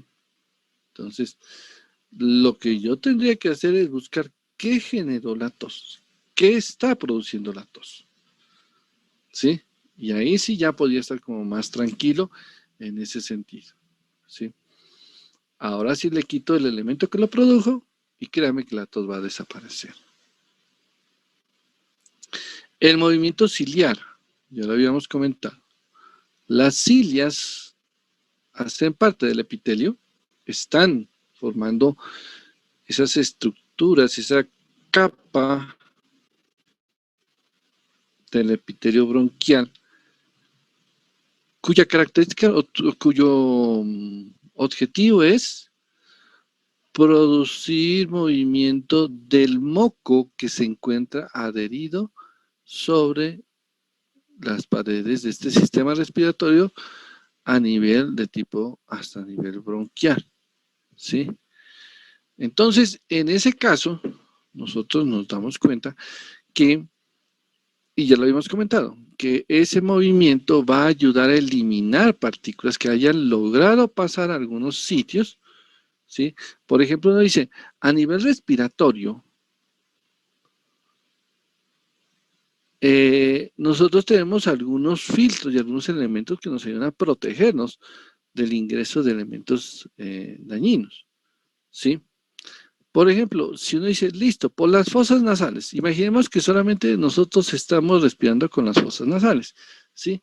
Porque pues igual podemos hacer inhalación con la boca, pero digamos que lo estamos haciendo por las fosas nasales. Sucede que ahí hay un primer filtro. ¿Cómo se llama ese filtro?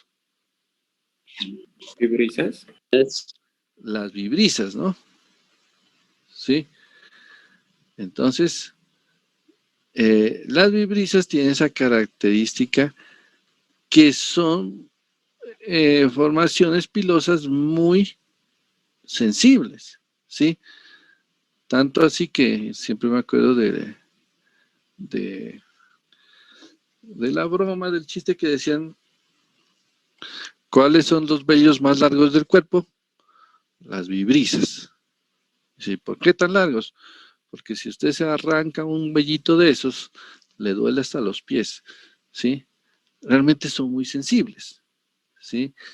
Tan sensibles que incluso si usted dice en algún momento, pues si ustedes han tenido la oportunidad, probablemente sí, dicen, se arrancan algunos de estos vellitos, ¿sí?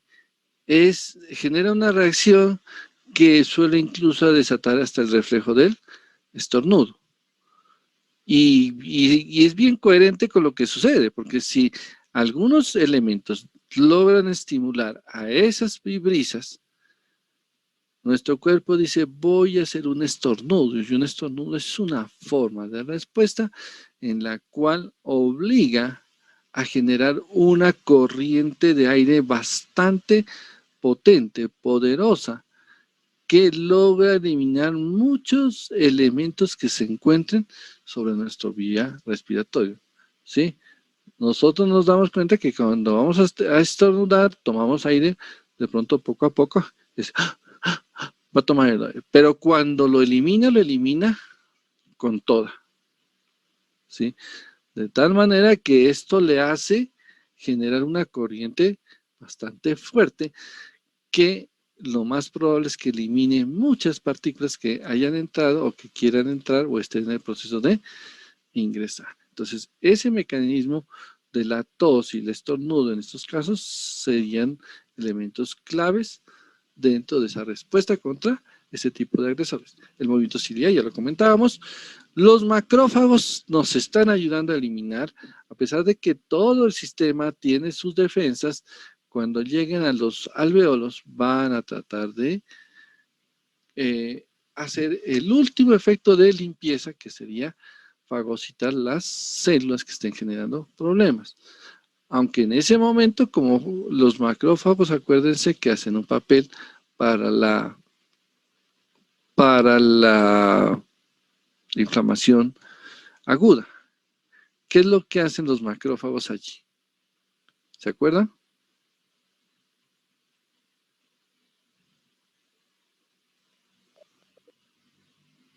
Liberan. Inmunoglobulina G y M. Primero M y ya, mentira. Y después, si ya se hace crónico, ya se va a la G. ¿Y qué otros mediadores liberan? Bueno, pues digamos, por ejemplo, la M y la A, como son inmunoglobulinas mucosas, van a estimular lo que son el complemento. No me acuerdo si es C5 y C9. Y pues eso, como tal, hace opsonización, provoca llamada de citoquinas, infiltración de neutrófilos, y como tal, pues, la respuesta inflamatoria. ¿Y qué opina de la interleuquina 1 y el factor de necrosis tumoral? También.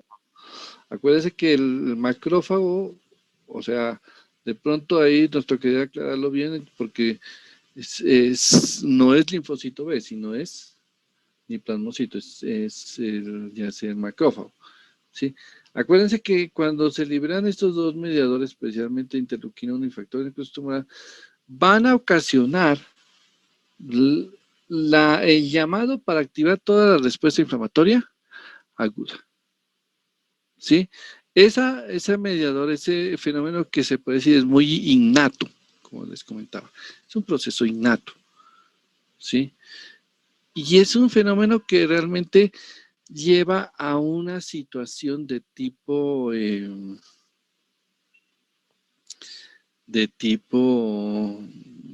¿cómo lo decimos? Sí, inicialmente, digamos, es sí, innato, pero pues efectivo, ¿sí? Porque ya desarrolla esa respuesta, que posteriormente ya involucraría una respuesta de tipo más específica, ¿sí? O adaptativa, ya mediando la inmunidad de tipo humoral o la inmunidad de tipo celular, de acuerdo con el tipo de agresor. Pero inicialmente vamos a tratar con la inmunidad innata de eliminar eso, y nuestros macrófagos nos están ayudando para generar ese inicio a ello. El edema y la congestión serían un evento que también caracteriza el proceso inflamatorio agudo, ¿sí? Y hablemos un poco del acúmulo de secreciones, ¿sí? Las secreciones, el moco y todo lo que se produce, también de por sí tiene una inmunoglobulina que está muy adherida a estas secreciones. ¿Cuál era esa?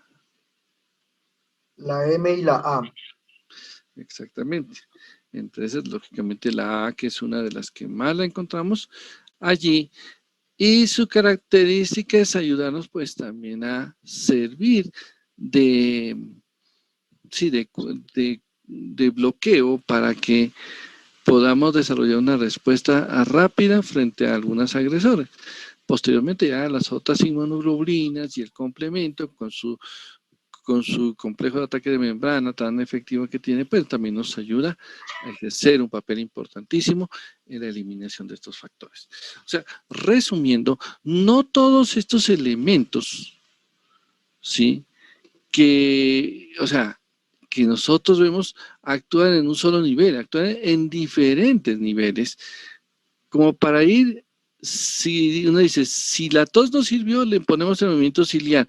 Si no sirvió a eso, le ponemos a los macrófagos para que ayuden a fagocitar. Si no, le generamos toda la respuesta inflamatoria, el acúmulo de secreciones. Hay algo que nosotros hemos visto y que muchas veces también debemos de considerarlo muy bien, porque eso lo comentaremos ahora en una de las afecciones que vamos a mirar, es lo siguiente.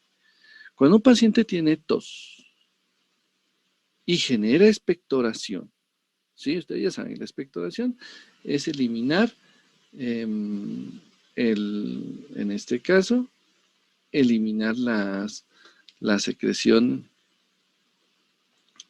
bajo la tos y todo lo demás, podemos hacer ese efecto, ¿no? Dicen, eliminémoslo mediante la tos, esos tipos de exceso de secreción, ¿sí? Si no se elimina la secreción, primero que todo, ¿la secreción de qué está compuesta? ¿Qué elemento constituye la moco. Sustancia Moquito. ¿Sí? Ese moquito que es el compañero. ¿De qué está hecho? mucina. ¿Y las mucinas de qué sustancia las constituye?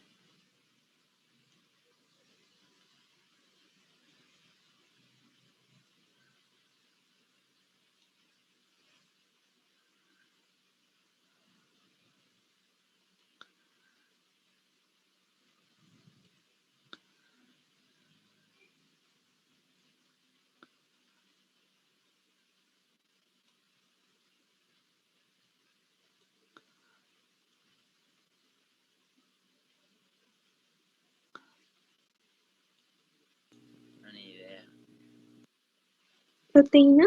Proteína. Azúcar. Exactamente. ¿Sí? Los carbohidratos son, en este caso, el elemento más importante del moco, ¿sí?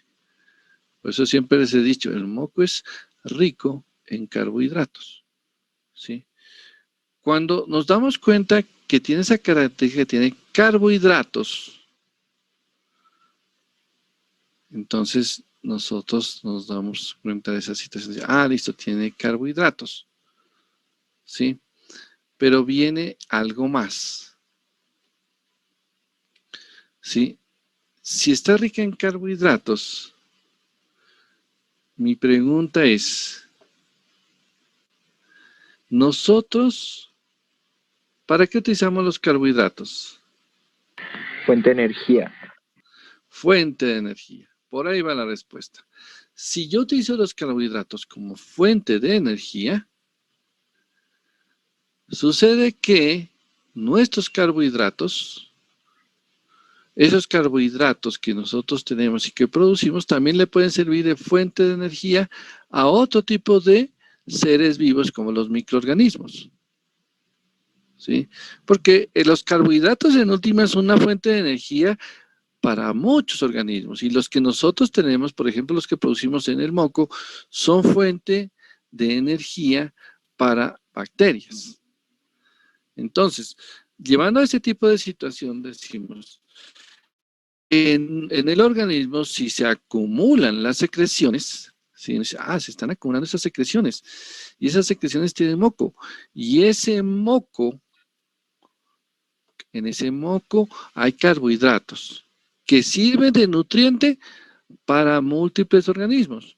Ustedes ya vieron microbiología, o por lo menos ya han tenido el contacto y han visto esa parte de microbiología, creo que en el semestre anterior. Bueno, sí, si me equivoco, pues me disculpan, pero creo que fue en el semestre anterior o en este. Bueno, sucede que ustedes ven la microbiología y ustedes se dan cuenta que hay que hacer cultivos, ¿cierto?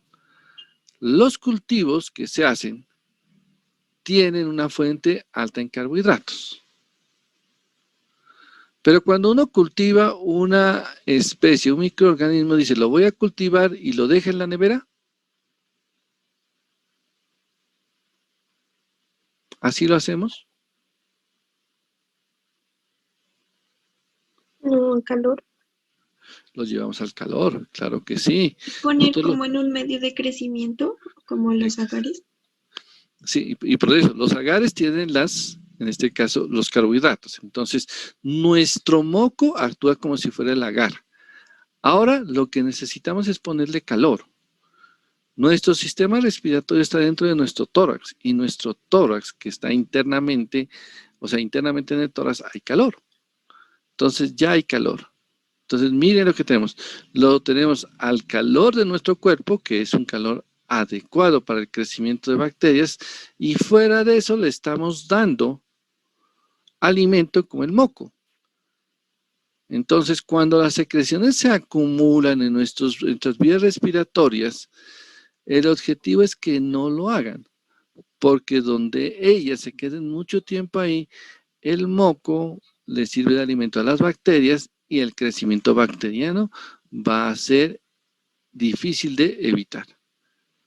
Entonces, por eso es que nuestros pacientes que sufren enfermedades que tienen acumulación de secreciones, como ya veremos, en especial la bronquitis crónica, con un efecto de esos, nos daremos cuenta que uno de los eventos que nosotros hacemos para que esto no se complique es tratar de eliminar el acúmulo de secreciones para que no sobrevenga un fenómeno que con frecuencia, desafortunadamente también lo vemos en estos pacientes, son infecciones sobreagregadas, que es una situación que pues lleva a estos pacientes a un proceso de tipo infeccioso que, aunado al daño que inicialmente tenía por la bronquitis, un proceso inflamatorio crónico, perdón, un proceso inflamatorio agudo por una infección, pues complica más el proceso de estos pacientes, ¿no? Entonces, el manejar las secreciones es algo que debemos de tratar de cuidar, ¿sí? Algunos, por ejemplo, algunos mucolíticos, ¿sí? Destruyen el moco. Entonces, cuando se destruye el moco, ¿a dónde nos lleva esto? Si dice, no hay moco, entonces Pues, digamos, no se acumula en el árbol bronquial, no se acumula.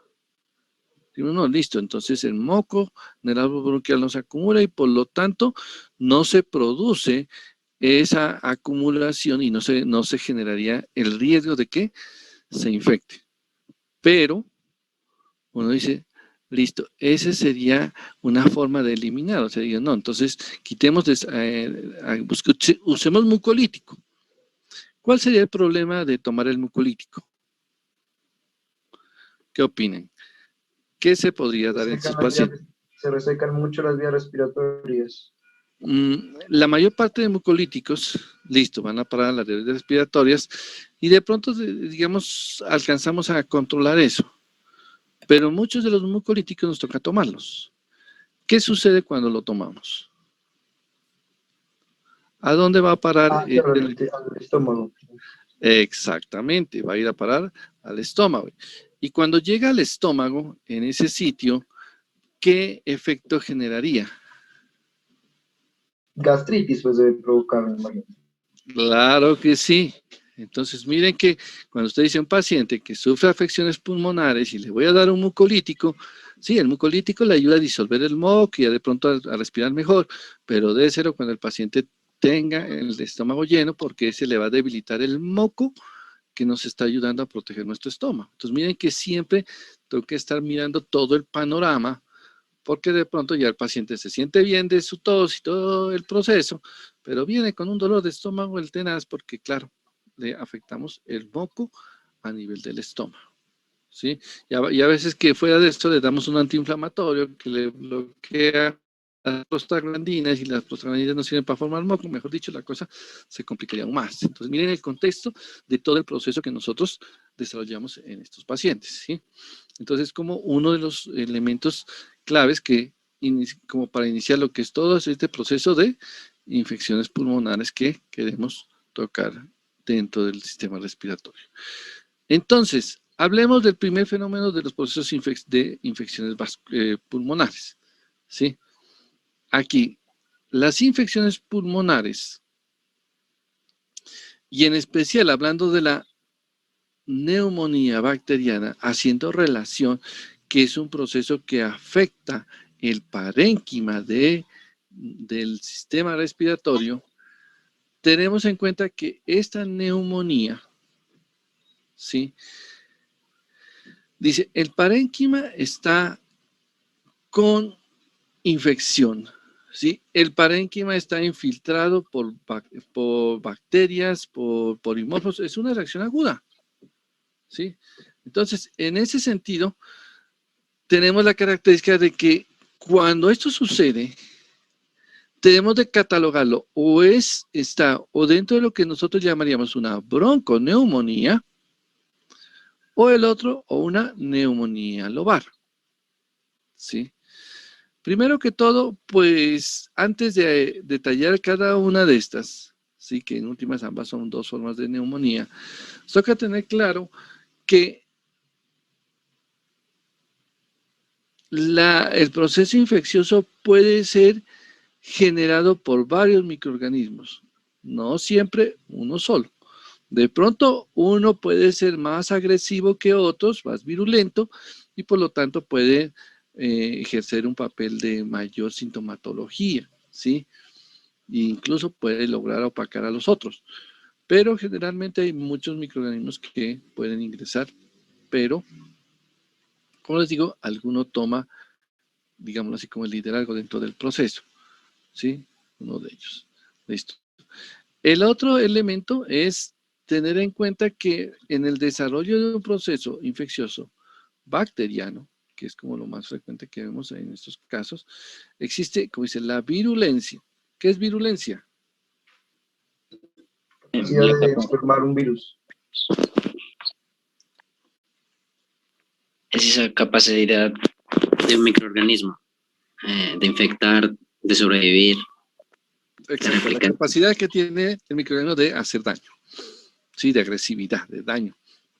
A eso ya la virulencia, que de pronto pues sí surge un poco como, y lo podemos a veces asociar con virus, pero más que todo está relacionado en eso, su capacidad de generar daño, de lesionar. Entonces, mientras más agresivo sea, o sea, mientras más virulento sea un agente, ¿sí?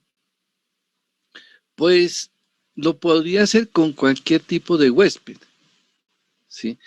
Pues eso nos dice, si el agente, si la bacteria es muy agresiva, un huésped normal va a sucumbir ante esa bacteria, ¿sí?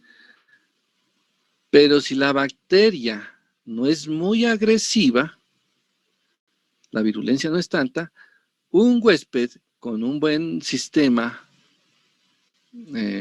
inmune, pues probablemente la pueda contener o genere una poca enfermedad, o sea, un cuadro menos virulento, o sea, con menos sintomatología. Pero lo otro sería, si el agente es virulento y el paciente está en un estado de disminución de su sistema inmune, si no tiene una buena respuesta, pues el ataque va a ser muy complicado porque va a llevarle a unas lesiones, a una, digámosle, incluso a una evolución de un proceso de estos de manera bastante, digamos, agresiva, de un pronóstico bastante difícil, ¿sí? Entonces, por ejemplo, si nosotros hablamos incluso del mismo virus, ¿sí? Si ya me salgo un poquito de la parte bacteriana y digo, no, los virus, pues miren que el virus en la actualidad tiene la capacidad de infectar a un, pues, muy alta contagiosidad, pero digamos, esa virulencia no es que sea pues bastante alta, en el sentido de que genere mucha mortalidad en los pacientes. De pronto se ve más agresivo su virulencia, genera una enfermedad más grave cuando el huésped tiene algunas, como actualmente lo hemos mencionado, y se lo utiliza así, como tiene algunas comorbilidades que hacen que su sistema de defensa lo vuelva más vulnerable. Entonces, por eso, ahora, como se ha visto todo lo de la vacunación, se dijeron, no, vamos a utilizar la vacunación sobre las personas que tienen más vulnerables o menos respuesta, ¿sí? Y ese virus, pues, es a las que más las afecta en forma más grave. En cambio, si la persona es más joven, sin ninguna comorbilidad, pues la posibilidad de que su efecto se desarrolle, pues en este caso es poco, ¿no? Entonces, por eso se ha tomado ciertas medidas en esos casos. Entonces, tenemos así estas características para empezar a hablar de los diferentes tipos de neumonías, que son la bronconeumonía y la neumonía lobar, ¿sí? Bueno, entonces yo creo que vamos a dejar allí para que mañana ya continuemos con la temática. ¿Listo? Sí, ahorita para que ya se vayan haciendo, ya vayamos retomando la rutina de este horario, porque no es el horario como tan cómodo, pero ya nos toca. ¿Listo? Entonces no sé si tengan alguna inquietud, alguna duda. Definir cor pulmonar. ¿Cómo? ¿Podría definir cor pulmonar? Es que el cor pulmonar, aunque no es directamente el fenómeno que se da aquí en este evento, es un fenómeno que lo vamos a ver en la parte de bronquitis más que todo, ¿sí? Es cuando algunos de los eventos pulmonares, ¿sí? Algunas de las afecciones pulmonares, y en este caso pues la bronquitis, tienden a generar hipertensión, ¿sí? Hipertensión pulmonar.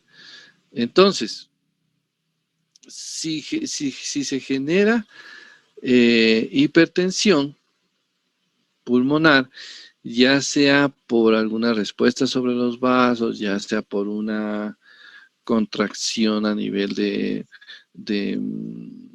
los mismos alrededor del árbol bronquial, como ya les expliqué en ese momento, puede llevar a hipertensión, ¿sí? Algunas de estas, pues, esta es la que más lleva hipertensión. Estas un poco lo pueden hacer, pero no tanto como la bronquitis. Entonces, si llevan a hipertensión, crónicamente hacen que el corazón derecho tenga que hacer mayor esfuerzo.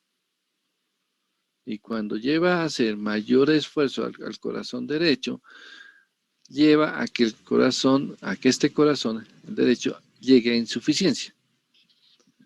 Y entonces cuando entra en insuficiencia el corazón derecho, ahí lo llamamos el cor pulmonar, ¿sí?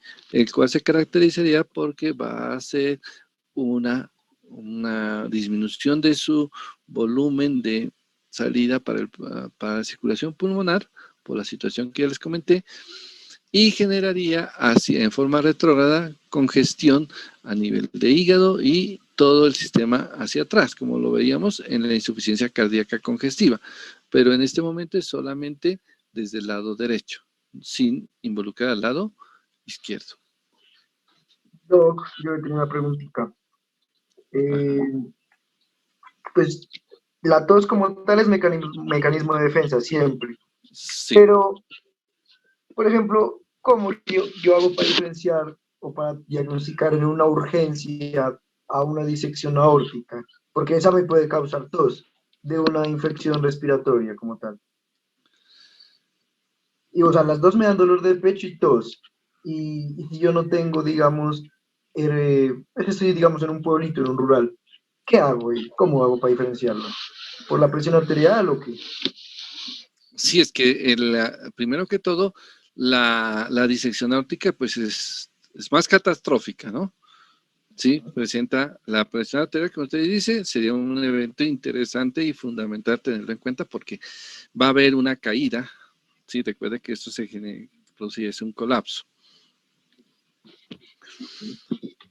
Entonces, en ese sentido, es que podríamos empezarlo a tratar de buscar, ¿sí?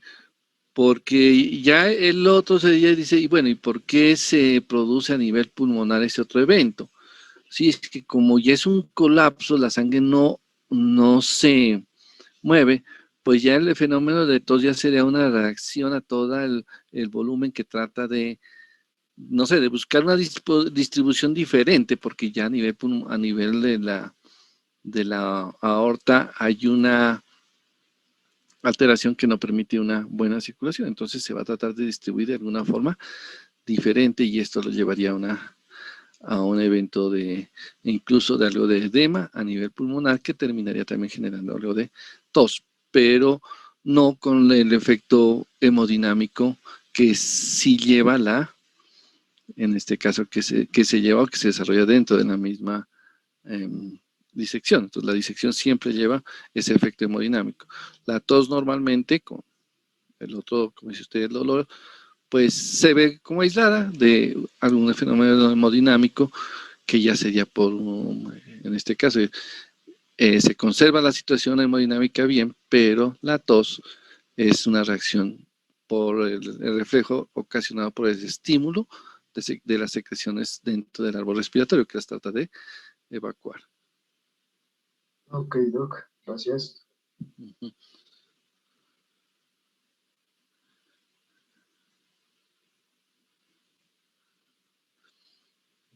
No sé si haya otra.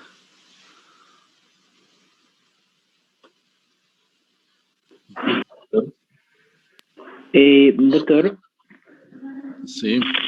me dicen mis compañeros si es posible que nos comparte esa presentación.